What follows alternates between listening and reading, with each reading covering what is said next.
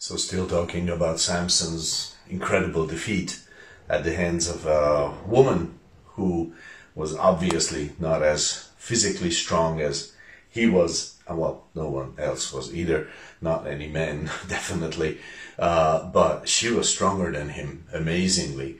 And so reading this story, so in Judges 16:4 we read that he came to love this woman, Delilah. And then verse 5, the lords of the Philistines came up to her and said to her, entice him and see where his great strength lies, and how we may overpower him, that we may bind him to afflict him. Then we will each give you 1,100 pieces of silver. Well, they definitely paid better than the high priests for Jesus. But so this is an amazing thought here. And I remember having this meditation as a young believer. Maybe I was 3 years in the faith, and I had this meditation. It's amazing, where there is willing Delilah, there are willing lords of the Philistines to pay.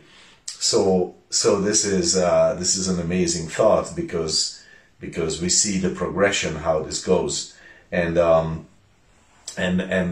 Samson was willing to love someone worthless, and that worthless someone was willing to betray him.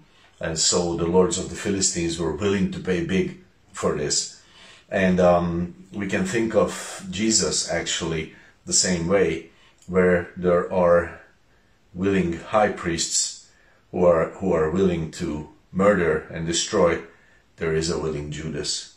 And where there is a willing Judas, there is a willing devil. And that's what we see in Luke 22, verse 3. Then entered Satan into Judas, surnamed Iscariot, being of the number of the 12. And he went his way and communed with the chief priests and captains, how he might betray him unto them. And they were glad and covenanted to give him money. And he promised and sought opportunity to betray him unto them in the absence of the multitude. So there was a willing heart in the high priests, so there was a willing Judas. And because there was a willing Judas, there was a willing devil to fill him. And this is crazy but true, that this is how it works. And beware of your heart. And I need to be wary of my own heart, because, you know, if you're, well, let's go to the worst part. If you're willing to cheat on your wife, don't you think the devil will have a willing Amy or Cindy or someone else for you? If you're willing to cheat on your husband, don't you think the enemy of your faith and the enemy of your marriage, Satan, will have a willing John or Brad waiting for the opportunity? I'm sure he will. And likewise, if you're willing to steal, don't you think the devil will be willing to place somebody's money right in front of you? And, you know, and you feel like, well, they just want me to take it or something. If you're willing to waste your life with stupidities, don't you think that the devil will be ready to place 1,000 stupid things in front of you?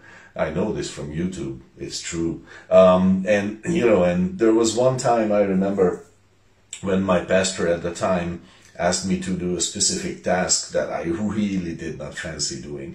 I had such a hard time, and I was kind of afraid of it. Definitely wanted to avoid it in my heart, okay? I definitely wanted to avoid it. It was a once a week recurring task.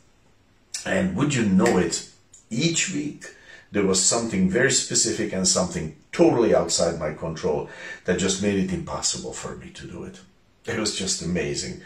And because I'm slow, so it took me like a month. But then I was like, wait a minute, something is happening here. I remembered this meditation. Why does this keep happening?